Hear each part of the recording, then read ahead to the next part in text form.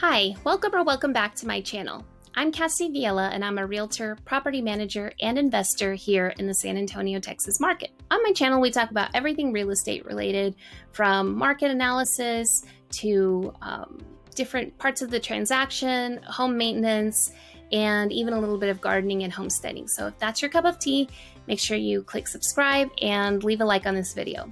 Today, what we're going to talk about is the difference between purchasing a condominium from a single family home. Now, with prices in the San Antonio market just absolutely soaring, a lot more people are considering buying a condominium. And so I thought we'd talk about that and everything you need to consider in that decision. So the difference between a condo and a single family home, if you're not familiar with condos, condominium is the full term, but most people say condo. That's what I'm going to say.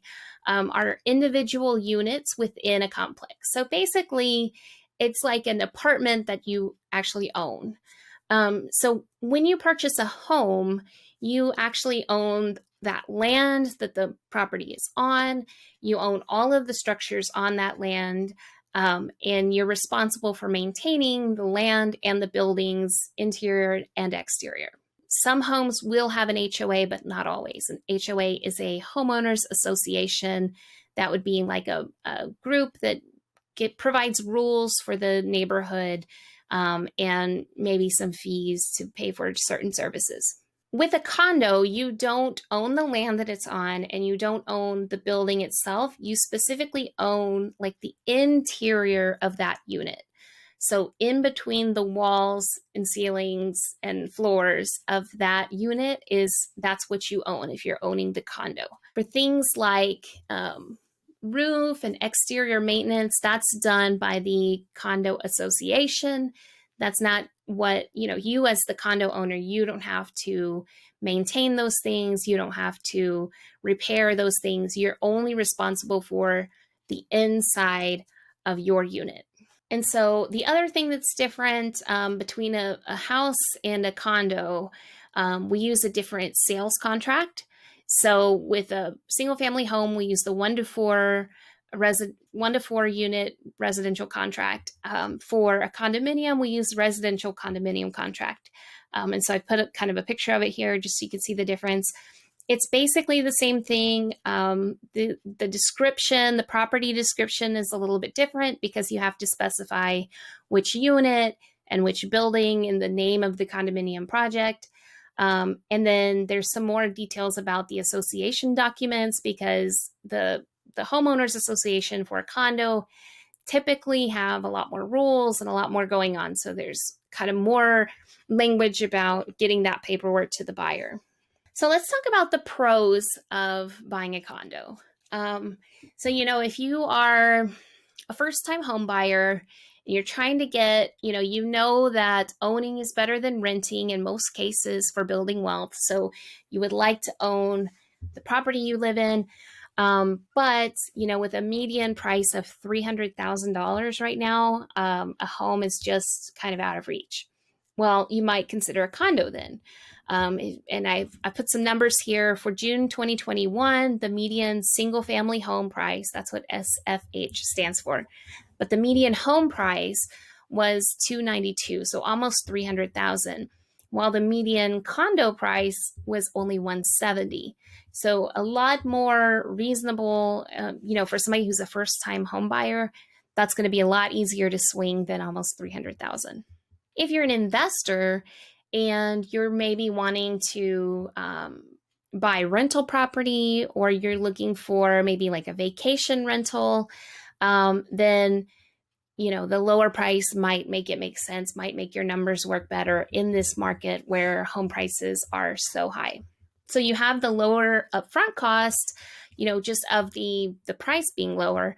You also have lower utility and insurance costs. So your homeowner's insurance on a condo, understandably, is a lot cheaper because that insurance company doesn't have to cover the roof or the siding or all those things. They just have the interior things to cover.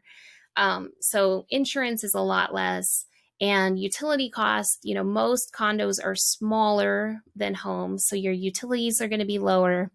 And then you've got some lower closing costs. You don't have like a survey and some other things that you would have in a single family home transaction. So kind of across the board, lower upfront cost in owning a condo. And that's why more investors and first time homebuyers are really looking at that.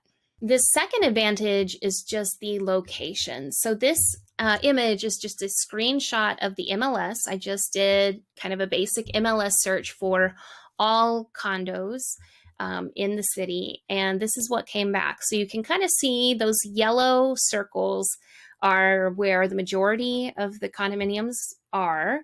And so, the one that says 38, that's the medical center. You've got Alamo Heights has a ton right there between Alamo Heights and Castle Hills. That's where the airport is and everything. And then, of course, downtown, we've got a lot.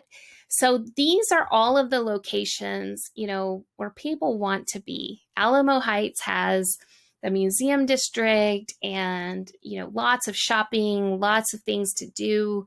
Of course, the airport and proximity to the airport is nice. Downtown along the Riverwalk, lots and lots of condos there.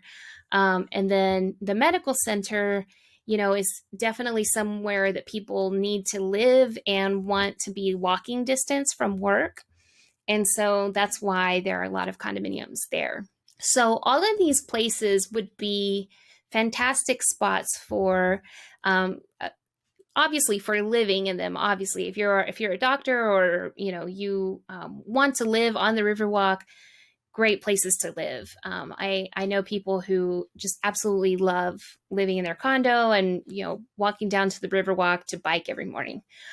So yeah, a great place to live. But also if you're considering a vacation rental, like if you're wanting to do something like Airbnb or Vrbo, these are the places that people want to stay when they visit San Antonio. You could grab a condo in the medical center and do travel nurse housing, or, something downtown or in Alamo Heights as like a vacation type rental. So, location is definitely great on condos in San Antonio. The other pro is that they are easy to maintain. So you don't have to take care of the lawn. You don't have to take care of the exterior building. So the roof or the siding or brick or anything like that, the parking lot. You have access to amenities without having to foot that cost yourself, all by yourself. Like, so you get to have a pool without having to pay for a pool all by yourself. You have a dog park, you have, all kinds of, fitness room, things like that.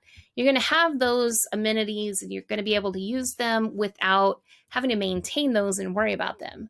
Because my parents have a pool and it's a lot of work to maintain that thing. So, I can see the allure of being able to go to the pool and not having to clean the pool. Most of the expensive repairs are going to fall under the responsibility of the association. So again, because you don't own the roof, you own the inside. So the roof is taken care of by the homeowners association. Now you are going to you're paying for those repairs through your association fees, which we'll get to in a minute. But, you don't have to find the roofer. You don't have to, there was a storm here a couple weeks ago and some tree branches fell. Like, I wouldn't have been out there with a chainsaw fixing, getting the limbs out of the way. So, there's just that ease of living, like, especially if you're just somebody who doesn't want to maintain a lawn or, want to worry about those things, you don't have a lot of tools, things like that, then this is a good option. Oh, and I should mention also, like, if the ease to maintain, if you are running a vacation rental, that's also really nice because in between tenants, basically all you're doing is cleaning the unit. You're not having to worry about the lawn. You're not having to worry about the exterior of the property. So as a vacation rental, that versus, a condo versus a home, the condo is going to be less work for you to maintain. So onto the cons. The association fees are definitely the part of this puzzle that really makes it not work in most situations as a rental. And so, as a traditional rental, long-term rental, it's pretty hard to make a condo work, make a condo cash flow because the association fees can be so high that it really eats up most of your cash flow. So those can range from anywhere from $100 to $1,500. So they're just kind of all over the place. Now, the thing about the fees, though, that you have to investigate if you're looking at condos is that sometimes those association fees actually include things like your water bill or, other utilities that, yeah, your condo fee is higher, but then you're not paying this utility cost. So if you're living in the condo, then that's going to offset, what your water bill would have been. So maybe that fee doesn't really end up being that much when you take those things into account. So you've got to make sure you just take a look at those things. And then there are some complexes in town that have pretty reasonable fees. I manage a vacation rental where the fees are $165 a month. So, that's not like the end of the world. The problem, though, can also be the special assessments. So let's say that there's, a storm and the roof is damaged and the whole building needs a completely new roof. The condo association is going to take the cost of that roof and then break it into special assessments that the owners pay so that everybody's sort of paying their share of the roof bill. You have no control over that as the individual condo owner. The association can either raise the monthly fees at any time, or they can charge these special assessments. And so that can be pretty unpredictable. And that's definitely something that you want to investigate if you're looking into a condo. You want to make sure, first of all, ask around and see, are they thinking about raising the fee anytime soon? Are they thinking about doing any special assessments? Are there any repairs that need to be done? So, take a look at the pool, take a look at the roof of the condo, take a look at the siding, things like that. And just, make sure that you're not going to buy the property and then 1 month later be hit with a special assessment to change out the siding. You want to kind of make sure, yes, technically you're only buying the inside of your unit, but you want to make sure that the complex itself is stable, that they've got money in the bank, that they, they've maintained the property and you're not going to be hit with some special assessments. The other con is that they are more difficult to sell. So right now, single family homes just flying off the shelves in San Antonio.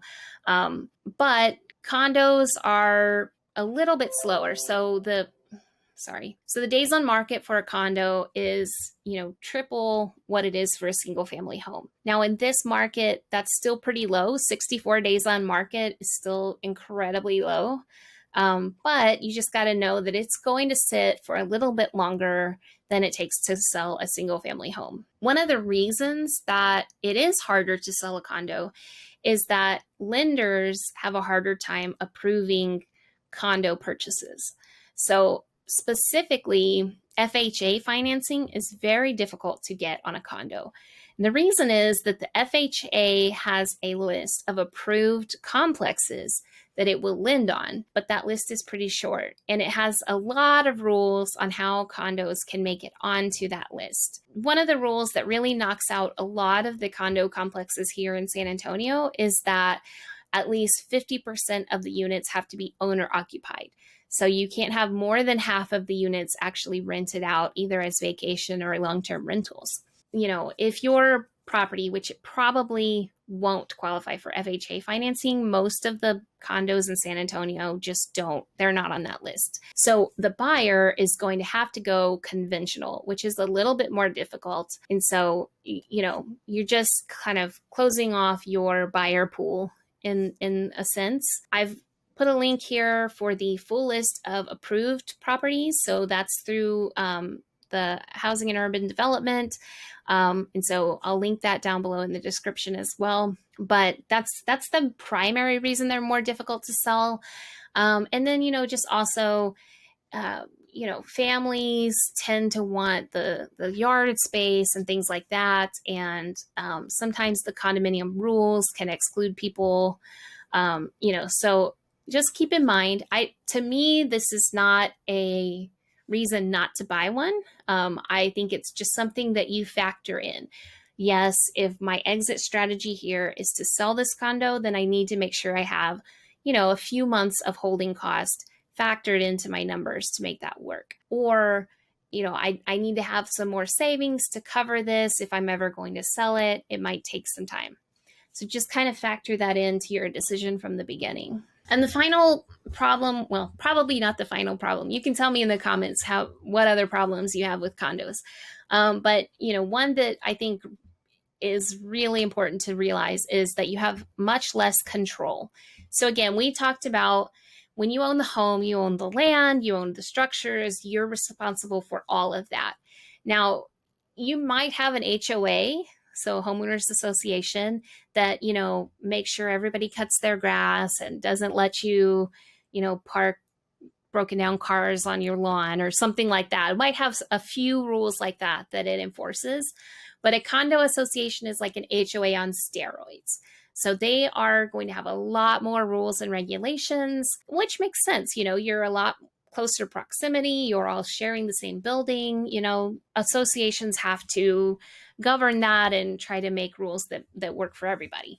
But it's going to be much more difficult, for changes that you might want to make. There are rules in how the condos can be used. I've seen bans on pets. So the condo that I manage as a vacation rental does not allow any kind of pets, no dogs, no cats, no pets.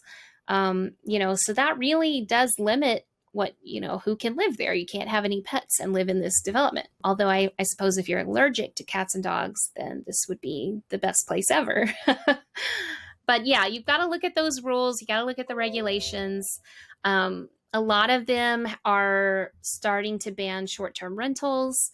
So if that's your investment strategy, if you're looking at vacation rentals, not only are you going to want to read the rules carefully to make sure you can do vacation rental there, but you're going to want to talk to management and just kind of get a feel for how welcoming they are to short-term rentals, not only because they could pass a rule against it, they might be on the cusp of changing the rules and you definitely don't want to be stuck there. But, you also as you're running your vacation rental, the condo manager is going to have to, you're going to need them on your team, right, to manage this rental. So you want to make sure they're okay with that's a good place for your vacation rental, if that's the strategy you're using. Otherwise, just carefully read through all of the rules and regulations and make sure that, nothing you want to do is not allowed by the condo. I said that weird. Make sure that anything you want to do is allowed by the condo complex. That makes more sense. Sorry. Also, you don't have any control over those association fees. So we talked about how the association fees can really can change and you have no control over that. So again, you have no control over the rules or the fees. And so for some investors or some homeowners, that's just an automatic no. Overall, I think that especially in the market that we're in now, where the home prices are just sky high, I do think that as a vacation rental, a condo can work for an investor. I think you have to be careful about what you buy. I think you have to, you find out everything ahead of time. So you definitely want to do that diligence. But I do think that it can work as a short-term or vacation rental. And I also do think that it's a good option for a first-time home buyer, especially with the prices rising so quickly. This is a good option to just get your foot in the door, catch some of this appreciation that's happening. The condo prices have risen along with the home prices. Over a long period of time are going to have appreciation, or you should have appreciation on a condo as well. So in terms of trying to get in the market and, that wealth building advantage of owning rather than renting, this might be something to look at. It might be a good idea. So if you're thinking about buying a condo or selling your condo, then let me know. I'd love to help with that. If you have any other questions or you have experiences you can share with us, or just thoughts about whether or not a condo makes a good investment, then let's talk about that in the comments down below. Otherwise, I'll see you guys next time, and make sure you like and subscribe.